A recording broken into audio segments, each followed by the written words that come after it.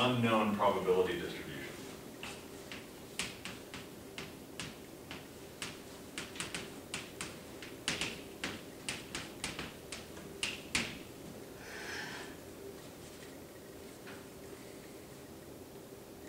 So let's say we have a source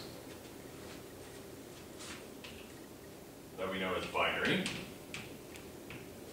and we know or believe that it's IID, but P is unknown. So this is actually a fairly benign case. We don't know in advance. We can't expect in advance how many ones there are going to be, how many zeros or ones, but we do know that everything is independent. So probably the smartest way to proceed would be to maybe estimate P. So if I have the source in front of me, I might be able to estimate P. How might I estimate P? What is P? P is the probability of 1. So I have n source letters. So take the distribution. Yeah. So how would I guess at P? Take a look at some time sample of what's being sent or whatever was being transmitted. That's the right. Two statistics. So I think all of this is the right idea, but I think you guys are overthinking. So if I have all n bits, and I want to estimate what P is, yeah, just take the fraction. So P is probably approximately equal to K over n, if K is the number of ones. So a code might do the following. A code might... in this K over n, do you take this from one sample or? No, you have the source. So in other words, I give you a file. I give you a file and it contains a bunch of ones and zeros. So you are entitled to look at the entire file before you compress it. Oh, so K is the number of ones? Exactly, in the entire file. So what I might do with the code is I might first transmit K, excuse me.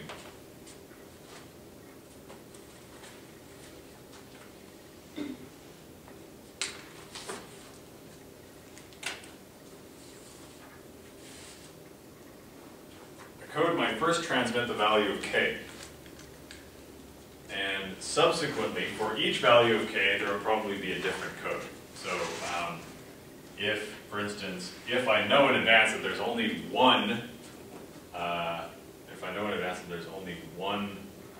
a single one in this file, then it might make sense to only transmit the position of that one. Similarly, if there's only two, then with slightly greater length, it might make sense to transmit the position of the 2 ones, and so on. So for each K, so use the code for each K to transmit the source.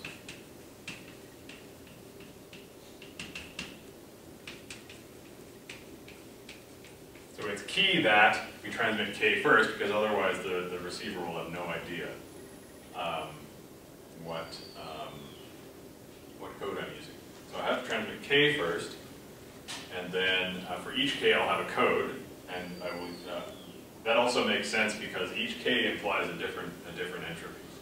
So yes. By transmit K, does it mean transmit the number of ones or transmit their positions in the file? So for basically what I'm saying is that for each K, so for each number of ones in the file, for one thing, that's a different value of entropy. So I'll probably have a different code for each possible number of ones. So you can imagine going back into my Shannon-Fano-Elias code, it would be, the code would have been considerably different if I had believed the value of P to be different. So basically, for each value of K, which implies a different value of P, there's probably going to be a different code. So what I first have to do is basically tell the receiver which code I'm using. And that's the information contained in K.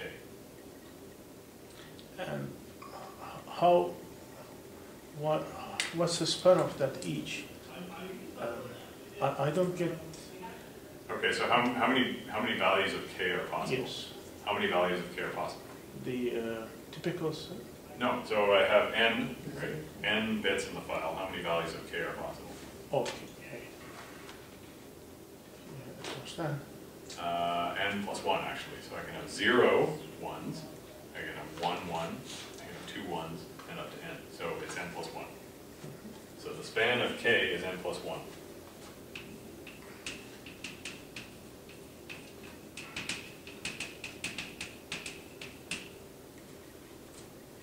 So to do this, So you're assuming that there's like a known block size that you transmit.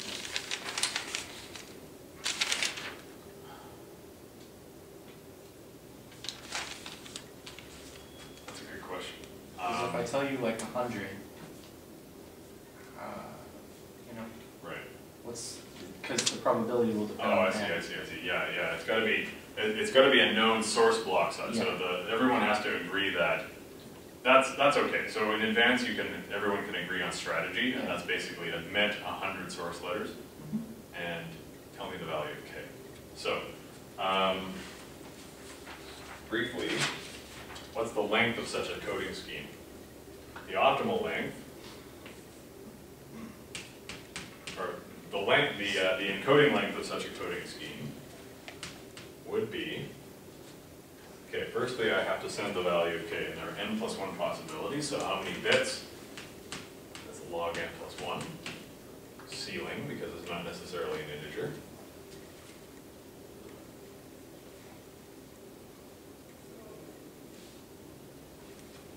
Plus ceiling.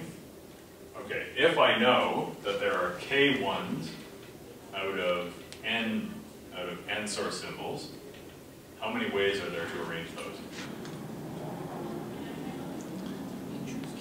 And choose K. So, for instance, I mean, we're not concerned with practicality here, so for each value of K, I could propose a code containing all of the possible positions.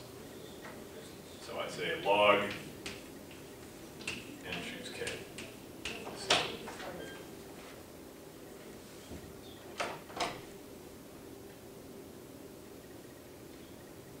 So that means the worst code, or excuse me, the worst case would be L of x less than or equal to log n plus 1 plus log and choose K.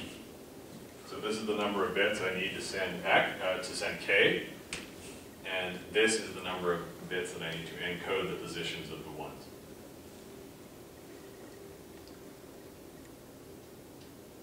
Okay.